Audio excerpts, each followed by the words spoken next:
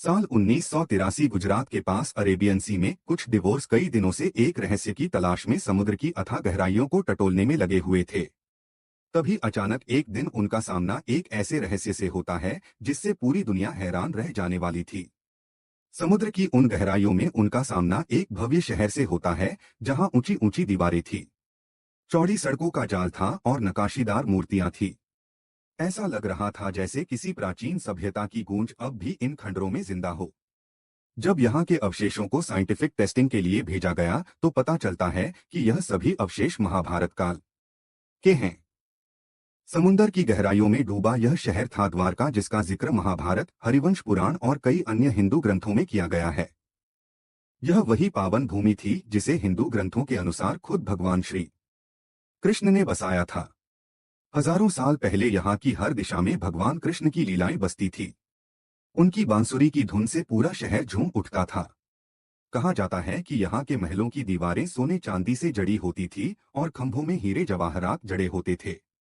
जब उन पर सूरज की किरणें पड़ती थी तो ऐसा लगता जैसे स्वर्ग खुद धरती पर उतर आया, संगीत हो। माना जाता है कि सालों तक यह शहर भगवान श्री कृष्ण की लीलाओं का गवाह बना। लेकिन फिर समय ने करवट बदली और एक ही पल में पूरा द्वारका शहर समुद्र की अथाह गहराइयों में समा गया। एक क्षण में सब कुछ विलीन हो गया। तो आइए जानते हैं कि आखिर विश्वास और इतिहास को जोड़ती इस पवित्र भूमि की पूरी सच्चाई क्या है। वो कौन सा कारण था जिसके चलते द्वारका नगरी समुद्र संगीत में समा गई, और वह कौन से साइंटिफिक एविडेंसेस है जो द्वारका के बारे में महाभारत और अन्य पौराणिक ग्रंथों से मेल खाते हैं। गुजरात के सौराष्ट्र जिले में स्थित द्वारका शहर गोमती नदी और अरेबियन सी के तट पर बसा हुआ है। द्वारका हिंदू धर्म के 4 प्रमुख धामों में से एक है। द्वारका को सप्तपुरी में भी गिना जाता है, यानी यह भारत के 7 सबसे पवित्र और प्राचीन नगरों में से एक है। हालांकि आज के समय में द्वारका को 2 हिस्सों में बांटा जाता है। एक मुख्य द्वारका है जो समुद्र तट के पास स्थित शहर है, जहां भगवान श्री कृष्ण को समर्पित द्वारकाधीश मंदिर भी है। जबकि दूसरा बेट द्वारका है जो अब मुख्य द्वारका से करीब 34 किमी दूर समुद्र की गहराइयों में समाई हुई है। बेट द्वारका को ही पौराणिक काल की वास्तविक द्वारका नगरी माना जाता है, जहां हजारों साल पहले भगवान श्री कृष्ण का साम्राज्य था। लेकिन आज वहां केवल समुद्र की लहरों का शोर सुनाई देता है। ऐसे में द्वारका के इतिहास को ठीक से समझने के लिए हमें महाभारत, विष्णु पुराण, भागवत पुराण और हरिवंश पुराण जैसे ग्रंथों के पन्नों को पलटना होगा। भागवत पुराण के अनुसार जब मथुरा का राजा कंस अपनी बहन देवकी की शादी से खुश होकर देवकी और अपने जीजा वासुदेव को रथ पर घुमा रहा था, तभी एक आकाशवाणी हुई कि वह जिस बहन की शादी से इतना खुश हो रहा है, उसी बहन की कोख से जन्म लेने वाला 8वां पुत्र उसका अंत करेगा। माना जाता है कि उस युग में आकाशवाणियां कभी झूठ नहीं होती थी। इसलिए कंस ने डरकर अपनी बहन देवकी और जीजा वासुदेव को जेल में बंद कर दिया। समय बीतता गया और देवकी की हर संतान जन्म लेते ही कंस द्वारा मार दी गई। इसके बाद देवकी के गर्भ से 8वें पुत्र के रूप में भगवान श्री कृष्ण का जन्म हुआ, जो भगवान विष्णु के 8वें अवतार माने जाते हैं। जैसे ही श्री कृष्ण ने जन्म लिया, वहां एक चमत्कार हुआ। वहां के सभी पहरेदार गहरी नींद में सो गए। जेल के सभी दरवाजे खुद ब खुद खुल गए और देवकी और वासुदेव के हाथों में लगी हथकड़ियां भी टूटकर गिर पड़ी।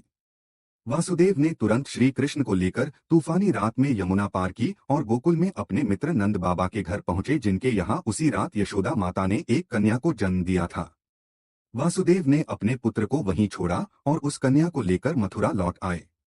कहा जाता है कि सुबह कंस को जब 8वें बच्चे की जानकारी मिली तो वह दौड़ता हुआ जेल पहुंचा, लेकिन उसे देखकर हैरानी हुई कि इस बार बच्चा एक लड़की थी। फिर भी उसने उस बच्चे को भी मारने की कोशिश की, लेकिन जैसे ही उसने उसे पटकना चाहा, वो कन्या हवा में उड़ गई और बोली, है मूर्ख कंस, तुझे मारने वाला जन्म ले चुका है। तुझे जल्द ही तेरे पापों का दंड मिलेगा। इस वाक्य से कंस की रातों की नींद गायब हो गई। उसने अपने आदमियों को उस दिन जन्म लेने वाले सभी लड़कों को मारने का आदेश दे दिया। इधर भगवान श्री कृष्ण गोकुल में राजा नंद और माता यशोदा के घर बड़े हो रहे थे। कंस के आदेश पर उसके आदमियों ने उस दिन जन्मे सभी बच्चों की हत्या कर दी। लेकिन जब भी कोई श्री कृष्ण के पास पहुंचा, वो या तो चमत्कार से मारा गया या पराजित हो गया। जब भगवान श्री कृष्ण खुद बड़े हुए तो वह अपने भाई बलराम के साथ मथुरा पहुंचे और उन्होंने एक भयानक युद्ध के बाद अपने मामा कंस को मार गिराया। इसके बाद उन्होंने अपने माता पिता को कंस के कारावास से मुक्त किया और मथुरा की राजगद्दी कंस के पिता उग्रसेन को सौंप दी। कंस की मौत की खबर जब कंस के ससुर और मगध सम्राट जरासंध को मिली तो वह गुस्से से तिलमिला उठा और उसने कसम ली कि वह भगवान श्री कृष्ण और उनके पूरे वंश को मिटा देगा। इसके बाद जरासंध ने कृष्ण को निशाना बनाते हुए मथुरा पर 17 बार आक्रमण किया, लेकिन हर बार उसकी हार हुई। जरासंध के बार बार आक्रमण से मथुरा और गोकुल वासियों की जिंदगी अस्त व्यस्त हो गई थी।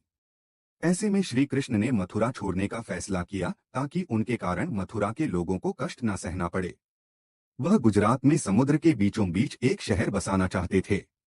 पौराणिक ग्रंथों के अनुसार भगवान श्री कृष्ण ने कई दिनों तक समुद्र देव की कठोर तपस्या की, जिससे समुद्र देव ने प्रसन्न होकर उन्हें 12 योजन भूमि यानी लगभग 96 स्क्वायर किलोमीटर की जगह प्रदान की। इसी 12 योजन भूमि पर वास्तुकला के देवता भगवान विश्वकर्मा ने भगवान श्री कृष्ण के लिए स्वर्ण नगरी द्वारका बनाई, जो काफी भव्य और सुंदर थी। इस स्वर्ण नगरी में 900 महल थे और नगर के बीच में भगवान श्री कृष्ण का महल था, जहां से वह द्वारका पर राज करते थे। ठीक उसी समय भारत के उत्तरी भाग हरियाणा के हस्तिनापुर में कुरु वंश का शासन हुआ करता था। वहां उस समय धृतराष्ट्र राजा थे, जिनके 100 बेटे थे जो कौरव कहलाते थे। वहीं उनके छोटे भाई पांडु के 5 पुत्र थे जो पांडव कहलाते थे। सभी 105 भाइयों में पांडु के पुत्र युधिष्ठिर सबसे बड़े थे। उन दिनों वंश के सबसे बड़े बेटे को सत्ता सौंपने का रिवाज था, इसलिए महाराजा धृतराष्ट्र ने युधिष्ठिर को युवराज डिक्लेयर कर दिया। लेकिन महाराजा के इस फैसले से उनका सबसे बड़ा बेटा दुर्योधन खुश नहीं था। वो राजगद्दी पर अपना हक मानता था, इसलिए उसने अपने मामा शकुनी के साथ साजिश करके पांडवों को हस्तिनापुर छोड़ने पर मजबूर कर दिया। भगवान श्री कृष्ण कुरों के रिश्तेदार थे, इसलिए उन्होंने सुलह करवाने की कोशिश की। उन्होंने दुर्योधन से पांडवों के लिए केवल 5 गांव मांगे, लेकिन अहंकार में चोर दुर्योधन इसके लिए भी राजी नहीं हुआ। उल्टा गुस्से में आकर दुर्योधन लोहे की मोटे जंजीरों में भगवान श्री कृष्ण को बांधने की नाकाम कोशिश करने लगा। जब सारे संवाद और समझौते विफल हो गए तो अंत में युद्ध ही एकमात्र रास्ता बचा। इसके बाद कौरवों और पांडवों के बीच सत्ता के लिए कुरुक्षेत्र के मैदान में एक भयंकर युद्ध लड़ा गया, जिसे महाभारत का युद्ध कहते हैं। इस युद्ध में भगवान श्री कृष्ण ने नारायणी सेना कौरवों को दे दी और खुद पांडवों के साथ रहकर अर्जुन के सारथी बने। 18 दिनों तक कुरुक्षेत्र में भयानक युद्ध चला और इसमें पितामह भीष्म, द्रोणाचार्य, कर्ण और दुर्योधन सहित कौरवों की तरफ से सभी मुख्य लोग मारे गए। सत्ता की इस लड़ाई में लाखों लोगों की जान गई और कुरुवंश में भी केवल पांडव ही जीवित बच पाए। युद्ध तो समाप्त हो गया, लेकिन इसके बाद एक ऐसा श्राप आया जो द्वारका के विनाश का कारण बनने वाला था। इस युद्ध में माता गांधारी के दुर्योधन समेत सभी 100 पुत्र मारे गए थे। उनके पूरे के पूरे वंश का सर्वनाश हो गया था। वह इसके लिए श्री कृष्ण को जिम्मेदार मानती थी, इसलिए उन्होंने दुख और क्रोध में भगवान श्री कृष्ण को श्राप दिया कि जिस तरह उनके पूरे वंश का आपस में लड़कर विनाश हुआ है, ठीक 36 साल बाद श्री कृष्ण के यदुवंश का भी अंत आपसी संघर्ष में होगा। भगवान श्री कृष्ण ने यह श्राप भी शांत भाव से स्वीकार कर लिया, जैसे यह भी कोई ईश्वरीय योजना का ही हिस्सा हो। पौराणिक ग्रंथों के अनुसार जिस द्वारका में कभी सुख, समृद्धि और शांति का वास था, वही दिव्य नगरी माता गांधारी के श्राप के कुछ सालों बाद अंदर से बिखरने लगी। जहां पहले हर दिशा में धर्म का प्रकाश था, वहां अब जुआ, मदिरा और पतन का अंधकार फैल चुका था। लोगों को नशे और जुए की इतनी बुरी लत लग चुकी थी कि जुए में अपनी सारी संपत्ति हारने के बाद जब उनके पास कुछ नहीं बचता था तो वह अपनी पत्नी और बच्चों को भी दांव पर लगा देते थे। जब भगवान श्री कृष्ण उन्हें ऐसा करने से मना करते तो वह उन्हें पांडवों के बड़े भाई युधिष्ठिर का एग्जाम्पल देते, जिन्होंने कभी चौसर के खेल में अपने संबंधियों को दांव पर लगा दिया था। द्वारका भीतर से खोखली होती जा रही थी और यह पतन श्री कृष्ण के घर तक आ पहुंचा। उनका पुत्र साम भी नशे का शिकार हो चुका था। उस दौरान महर्षि विश्वामित्र, महर्षि नारद, महर्षि दुर्वासा और ऋषि कव द्वारका के पास पिंडारक क्षेत्र में रहने आए थे। एक दिन नशे में धुत सांप एक प्रेग्नेंट महिला का रूप धारण कर अपने दोस्तों के साथ इन ऋषियों के पास आ पहुंचा। उनसे मजाक करते हुए उसने पूछा कि उसे संतान में बेटा होगा या बेटी। उसके इस बेहुदे मजाक से गुस्सा होकर ऋषियों ने उसे श्राप दे दिया कि उसके गर्भ से संतान नहीं बल्कि लोहे का एक मुसल पैदा होगा जिससे यदुवंश का विनाश होगा। श्राप सही साबित हुआ और सांप के शरीर से लोहे का एक मुसल निकला। जब यह बात भगवान श्री कृष्ण के नाना महाराजा उग्रसेन को पता चली तो उन्होंने उस मुसल को चूर चूर कर समुद्र में फेंकवा दिया। उस मुसल के एक छोटे टुकड़े को एक मछली निकल गई। बाकी का चूरा पानी के साथ बहकर किनारे पर जम गया और कुछ समय बाद वहीं से एरका नाम की घास उगा आई। जिस मछली ने मूसल का टुकड़ा निकला था वो एक जरा नाम की शिकारी के जाल में आ फंसी। जब उसने उस मछली को काटा तो उसके पेट से वही लोहे का टुकड़ा निकला। उसने उस टुकड़े से अपने बाण की नोक बना ली। इधर माता गांधारी के श्राप को 36 साल होने को थे। भगवान श्री कृष्ण को द्वारका के विनाश की आहट सुनाई देने लगी थी। कहा जाता है कि द्वारका में अधर्मी पुरुषों की संख्या बढ़ते देख एक दिन भगवान श्री कृष्ण ने सभी पुरुषों को प्रभास नदी के किनारे स्नान करने और व्रत रखने को कहा। उनके आदेश पर सभी स्नान करने चले तो गए, लेकिन रास्ते में ही उन्होंने खूब मदिरा पी ली और आपस में ही लड़ गए। इस दौरान नशे में धुत सत्याकी ने अपनी तलवार से कृतवर्मा का सर धड़ से अलग कर दिया। इसके बाद वहां मौजूद लोग दो हिस्सों में बट गए और एक दूसरे पर टूट पड़े। जिनके पास लड़ने को हथियार नहीं थे उन्होंने उस मूसल के चूरे से समुद्र तट पर उगाई तेज धार एरका घास को उखाड़ लिया। लेकिन जैसे ही उन्होंने एरका घास हाथों में ली वो घास लोहे की लाठी में बदल गई। अब वहां कोई तीर्थ नहीं बल्कि विनाश का रणक्षेत्र बन चुका था। इस भीषण झगड़े की खबर सुनकर भगवान श्री कृष्ण और बलराम भी वहां पहुंचे और उन्होंने झगड़ा रोकने का प्रयास किया, लेकिन वह सफल नहीं हो सके। देखते ही देखते इस आपसी संघर्ष में आम यदुवंशियों के साथ साथ श्री कृष्ण के बेटे प्रद्युम्न और सांप और उनके पोते अनिरुद्ध भी मारे गए। माता गांधारी और ऋषियों का श्राप अब पूरा हो चुका था। द्वारका में अब भगवान श्री कृष्ण, बलराम, छोटे बच्चे और स्त्रियां ही बच गई थी। इस घटना से दुखी होकर बलराम ने भी इस संसार को त्याग दिया। भगवान श्री कृष्ण ने अर्जुन को संदेश भिजवाया कि वह द्वारका की सभी स्त्रियों और बच्चों को द्वारका से सुरक्षित ले जाए। इसके बाद श्री कृष्ण भारी मन से वन की ओर निकल गए और एक पेड़ के नीचे ध्यान लगाकर बैठ गए। उनके शरीर का तेज काफी दूर तक फैल रहा था। उसी समय दूर से उस रोशनी सी को देख एक शिकारी को पेड़ के नीचे किसी हिरण के होने का भ्रम हो गया। यह जरा नाम का वही शिकारी था जिसने मछली के पेड़ से लोहा निकालकर अपने तीर की नोक में लगाया था। उसने यह सोचकर कि पेड़ के नीचे हिरण है, दूर से ही तीर चला दिया जो सीधा भगवान श्री कृष्ण के पैर में जा लगा।